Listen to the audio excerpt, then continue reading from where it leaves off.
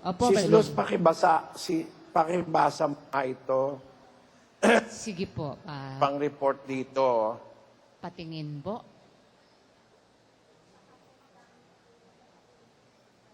Sige po, paki-flash natin.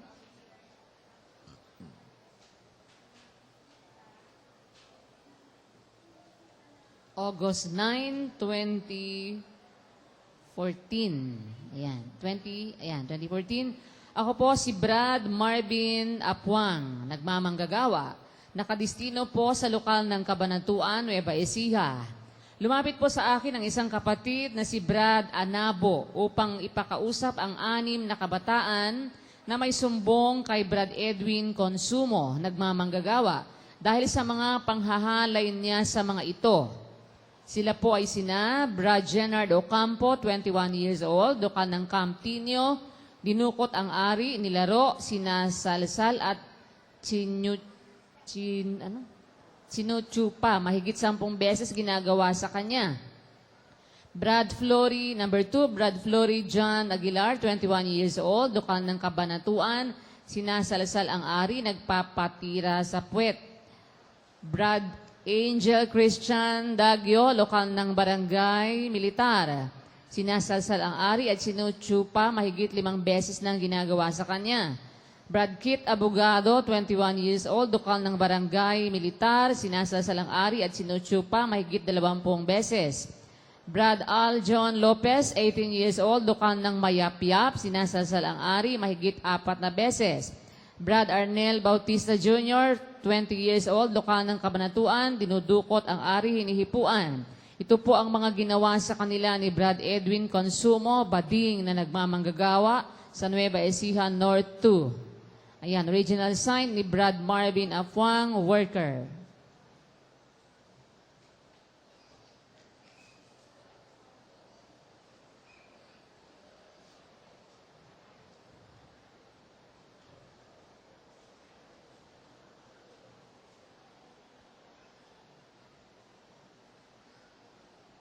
Nakakakilalang MIC o KNP, Sis Luz. Si Brad Ato, kilala niyo po ba yon? Sige po. Ito po si Brad Ato. Kapatid Nelly, yan po kilala ko po. Bakla po talaga yan eh.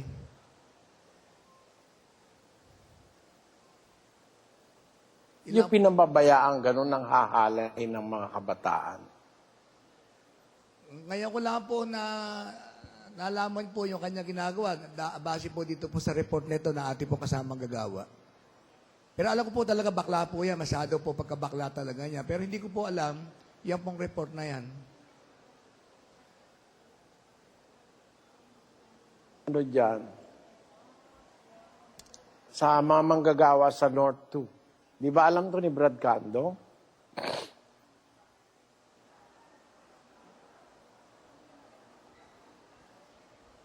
Opo, wala po si Bradrick po dito eh. Nasa destino po siya. Saan siya nakadestino?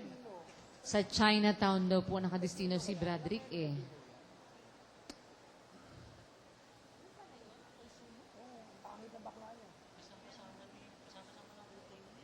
Yung Sis Luz na dating napatigil dahil dun sa meron silang problema nung kapatid na taga Nueva Ecija na employer niya. Opo, yan daw po sabi ni Brad Mel. O Sam, yun nga po kapatid na Eli, yung minsang nagkaroon po ng hearing po dito sa harapan niyo po, dito sa atin sa ADPRO. Yung mag-asawa po ang nagreklamo po dyan sa ano na yan, sa manggagawa po na yan.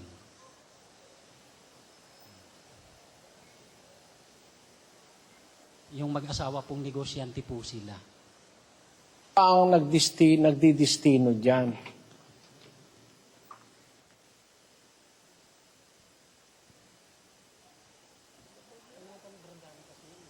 Panahon pa raw po yan ni Brad Danny Tobias, Brad Eli, sabi ni Brad Mel. Opo kapatid na Eli, noon pa po yan. Ayun ba, manggagawa pa rin yan? Sa ngayon po, ako po kapatid na Eli, hindi ko po alam ang estado po niya. Kung, Ang nakakaalam na KNP. kung active. Brad Ato, baka alam niyo po ito. Brad, ato, active pa ba itong manggagawa daw sa ngayon? Hindi ko po kasi alam, kapatid Nelly, kung aktibo po yan na dumidistin pa bilang manggagawa. Akala ko nga po, nung pampanaw ni kapatid na Dane, ayan, dumidistino po siya noong manggagawa po siya. Pero ngayon po, hindi ko po alam eh. Meron po bang impormasyon na makapagsasabi kung ito ay dumidestino pa? Sino ang nakakaalam ng impormasyon? Paki-inform lang po kami.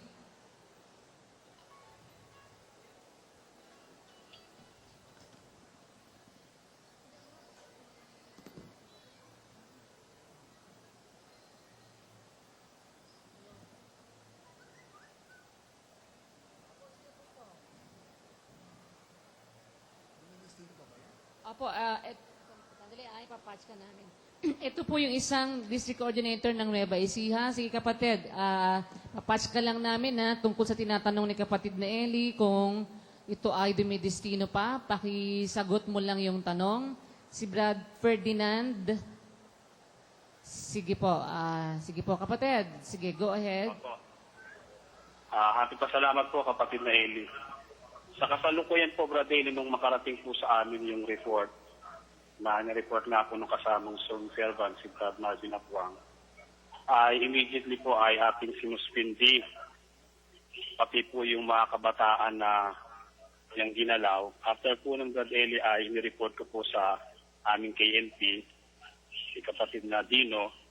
At alam din po ito, kapatid na Eli, na i-report na rin po kay Brad Danny Nabales. Nagsasalita, Mrs. Luz. District Coordinator po siya, si Brad Ferdinand Ignacio, Brad Eli. Sabihin, sinuspindi niya pati yung mga bata. Ganon. Sinuspindi mo pati yung mga kabataan, Brad Ferdinand? Opo, kapatid na Eli, sa kadahilanan po na ito po kasi si Brad Edwin Consumo po nung ito ay nagbabalik, kaya nga po ng sinabi niyo dahil nagkaroon nga po ng problema dun sa pinagtatrabaho na niya po dati. Bago po siya nakabalik muli po, kapatid na Eli, ay ang ano niyo nga po yung makipag-usap kay Brad Danny Nabales. So binilinan po siya ni Brad Danny that time na layuan niya po yung mga kabataang lalaki na pinag-aaral po niya. So sumunod po siya nung sa mga ilang panahon. Ang alam ko rin po ng mga time po na yun ay bumukod na siya ng tirahan. Pero ito pong mga lalaki po na ito, lately po, nabalitaan ko nga po, ay sila pa po ang pumupunta po doon. Kapatid na Eli, sa lugar po noong Brad Edwin Consumo nga po. At sa kabila ng may ganun na nga pong pangyayari, hindi po sila kumikibo. Kaya po, ganun ang aming ginawa po, kapatid na Eli. Tapos nilapit ko nga po kay Brad Dino na pati po yung mga kabataan po kako ay ginawaran po namin ng preventive suspension. Umanong po rin si Brad Dino po at saka si Brad Danny Nabales po sa daily. Nandito daw Pa dyan po, si Brad Tino, Sis Luz? wala po si Brad Dino, nasa destino po. Yung Brad Edwin, nandito daw po siya ngayon. Yun mismong isinusumbong. MCGI, walang iba. Noon at kailanman ay mapapala ang akong di kalilimutan. MCGI, walang iba. In case you are wondering po, baka po nagtataka kayo kung anong vitamins ang ginagamit namin para sa mga manok namin. Ito po, ipapakita ko po sa inyo. Ayan po, talagay lang. Tsuk! Yan. Yan po ang ating 6 months na stag. MCGI, walang iba. I just went here from the Philippines for this concert. How much you spent, you think, on everything the Eras Tour? I don't really know the number, but I think you can buy a car. Would you spend it again? 100% yes! So you have no regrets at all? No. Zero. None! MCGI, walang iba.